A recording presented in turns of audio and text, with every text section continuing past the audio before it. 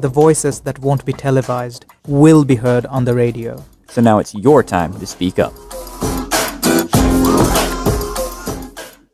Hello, listeners. This is Speak Up at 91.9 FM, and with us, we have Manny from Whiskey and the Morning After blog. Jordan, our regular host, will be interviewing him today. So let us go into the interview immediately. How did you start writing this blog? Well, originally it was never supposed to be about politics or religion or anything like that. I had actually worked for Sprint as an employee for 5 years, and there had been a lot of stuff that had happened in that company which was really shady, which I won't go into on here, obviously, because it's such a long story, but it is on the blog. And I just felt that it needed to be said. I mean, at the time, I had just recently moved. I was looking for work, or I was working, and but I was just working part-time. I was one of the underemployed people back in 2010. And I had time on my hands, and I used to write.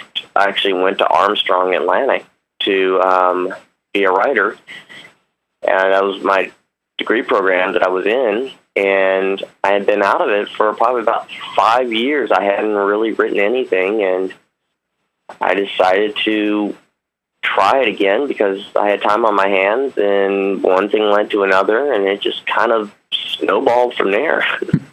And what was the general response to your blog? Did it resonate with people? The original article, or what the initial response to everything else? The original article, and then the expansion, I guess, from there. Well, the reaction to the original article was, I had some people that were very, very angry about it. There were a lot of people in that company who had a vested interest in making sure that information never got out. And it had never really been uttered outside of the company necessarily, but I created a small uproar, both within the company and outside of the company by the people who were outside of the company that were profiting from the corruption that was going on. So I definitely had some very negative reactions to it, as well as some people that were very amazed at that level of corporate corruption. And then after that, I didn't intend to write much more about it. It just really was meant to be an article that was out there that people could reference. And then the 2010 election came about, and the whole Tea Party wave came in and took over Congress, and I just happened to be living in a district that is represented by a pretty fanatically arrogant Tea Party member of Congress, and I had been out of politics for a while. Not to say I wasn't involved in politics. I've always voted. And that was the only year that I had not voted in a federal or, a national election. And I felt really bad about it because I hadn't had a chance to change my voter registration and everything else. And I felt really bad about it. And I saw the stuff that was happening. And having had a kind of unique view of the inside of politics, especially on the fundamentalist right, I figured I'd better start writing about it, and I started writing about it, and people really kind of took to it, and I was kind of surprised. I mean, honestly, I'm still kind of surprised about it. The kind of reaction that people had to this, and I still haven't really quite figured out the attraction. Not to be self-deprecating or anything like that. I just really haven't. Sometimes kind of go, well, why do people find this that interesting? But they apparently like it for some reason. So, you mentioned the Tea Party sweeping into Congress in 2010, but 2011 we saw Occupy Wall Street spring up, and we saw, especially in your blog, we saw a couple of articles about Occupy Wall Street. What do you think the biggest strength of Occupy Wall Street was, and the biggest weakness was? The biggest strength of Occupy was the fact that it's a leaderless movement. There's no prominent figurehead in it. And I'm a little bit of a history geek, especially when it comes to warfare and tactics. Now, excuse me.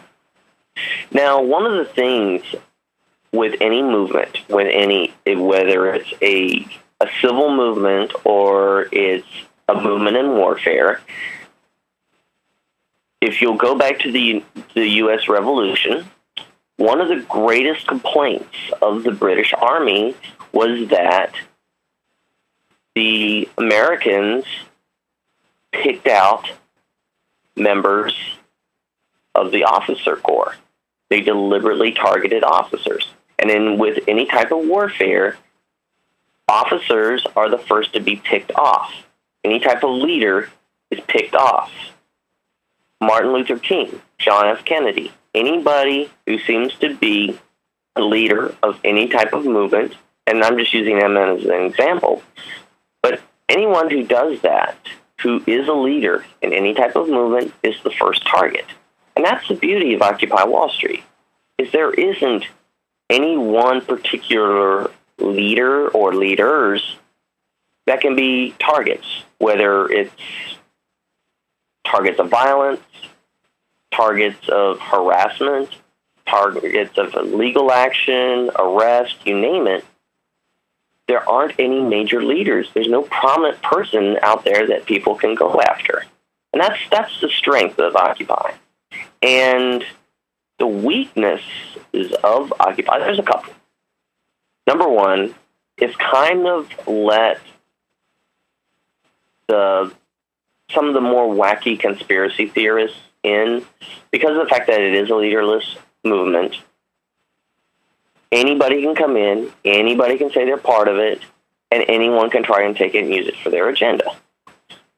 I've seen people try to make profits off of it, where they've tried, at the height of Occupy, when it got a little bit of news attention, they were trying to sell T-shirts for it. They were trying to turn profits on it. They were trying to make a buck off of something that was the complete opposite of making bucks off of things. The other weakness that it has, and being, again, that anybody can come in, is sometimes the message gets a little too scattered. You've got people who are PETA activists who are carrying signs about they don't want animal testing. Then you've got the people who believe that fluoride is being used to control our minds, or the people that think that vaccines cause autism and there's some type of giant conspiracy theory. And so it kind of goes back to the leader thing. Yes, it's good that there aren't leaders, and that is a strength. The weakness is that anybody can get in, anybody can try to associate themselves with it. And there's been some people that have been targets of federal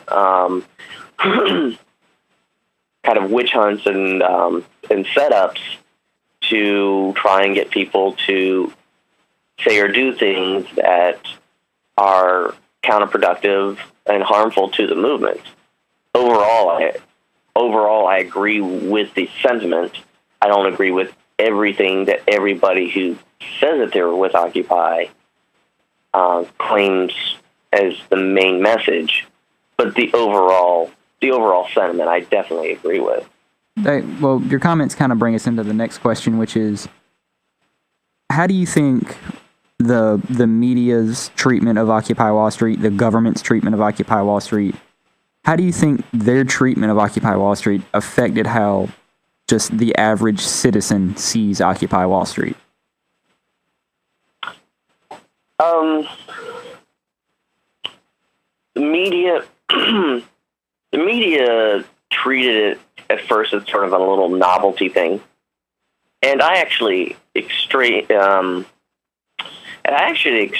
some pretty harsh remarks with one member of the media. Not a major member, but if you've ever watched CNN, Ali Velshi, who I like to call the bald-headed prophet of doom, he was on there one day, and he had said something, and I mentioned to him, I said, why are you trying to bring up this? It was actually he was harping on the quote unquote Ground Zero Mosque controversy, which was happening around the same time.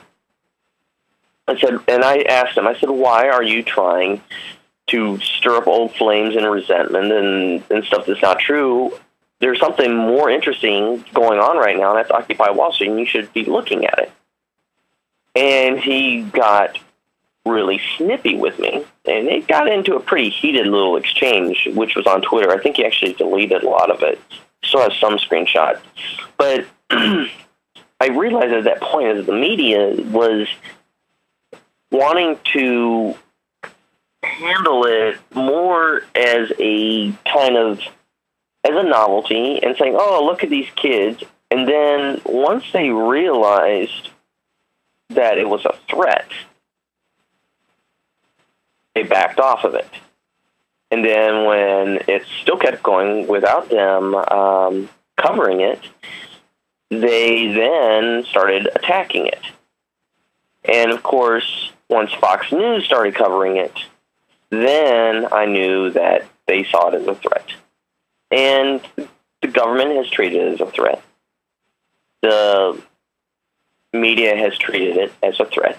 Because to them it is. It is a legitimate threat that if enough people get upset and stop being apathetic about their governments and their media, that they could be in trouble. If people got off their couches and turned off Jersey Shore and Honey Boo Boo and all that other insipid crap that they're tied into and started doing something, they would be in a serious amount of trouble. They would start having to be accountable. They would start having to fact-checking their stories. Representatives would actually have to face their constituents. And they're not prepared for that because we've given them a free pass for so long. And Occupy, they've done everything to try to co-opt it and dilute it and break it, and many ways they've succeeded. But on the 1 year anniversary, we saw them come back and make that stand. And I think that it is a very legitimate threat to both the government and the media. They know it, and they're going to do everything they can to stop it.